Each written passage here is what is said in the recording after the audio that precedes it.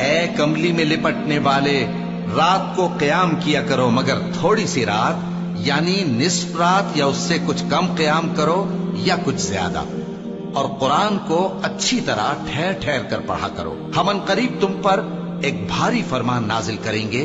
کچھ شک نہیں کہ رات کا اٹھنا نفس کو سخت پامال کرتا ہے، اور اس وقت ذکر بھی خوب درست ہوتا ہے۔ دن کے وقت تو تمہیں اور بہت سے شغل ہوتے ہیں، تو اپنے پروردگار کے نام کا ذکر کرو اور ہر طرف سے بے تعلق ہو کر اسی کی طرف متوجہ ہو جاؤ۔ وہی مشرق اور مغرب کا مالک ہے، اس کے سوا کوئی معبود نہیں، تو اسی کو اپنا کارساز بناؤ۔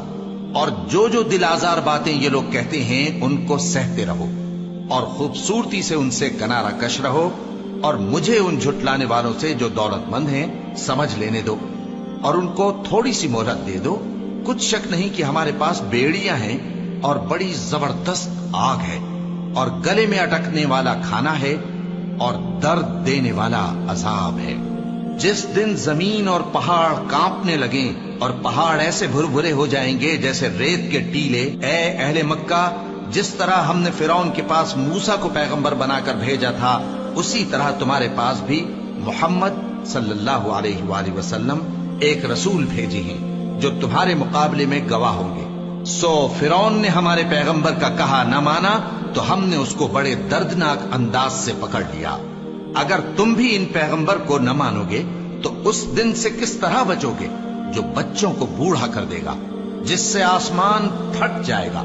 یہ اس کا وعدہ پورا ہو کر رہے گا۔ یہ قرآن تو نصیحت ہے، سو جو چاہے اپنے پروردگار تک پہنچنے کا راستہ اختیار کر لے۔ تمہارا پروردگار خوب جانتا ہے کہ تم اور تمہارے ساتھ کے لوگ کبھی 2/3 رات کے قریب اور کبھی آدھی رات اور کبھی تہائی رات قیام کیا کرتے ہو، اور اللہ رات اور دن کا اندازہ رکھتا ہے۔ اس نے معلوم کیا کہ تم اس کو نبھا نہ سکو گے تو اس نے تم پر مہربانی کی، پس جتنا آسانی سے ہو سکے اتنا قرآن پڑھ لیا کرو۔ اس نے جانا کہ تم میں بعض بیمار بھی ہوں گے اور بعض اللہ کے فضل یعنی معاش کی تلاش میں ملک میں سفر کریں گے، اور بعض اللہ کی راہ میں لڑیں گے، تو جتنا آسانی سے ہو سکے اتنا قرآن پڑھ لیا کرو، اور نماز قائم کرتے رہو اور زکوٰۃ ادا کرتے رہو، اور اللہ کو نیک نیتی سے قرض دیتے رہو، اور جو عمل نیک تم اپنے لیے آگے بھیجو گے اس کو اللہ کے ہاں بہتر اور صلے میں بہت عظیم پاؤ گے، اور اللہ سے بخشش مانگتے رہو، بے شک اللہ بخشنے والا ہے، مہربان ہے۔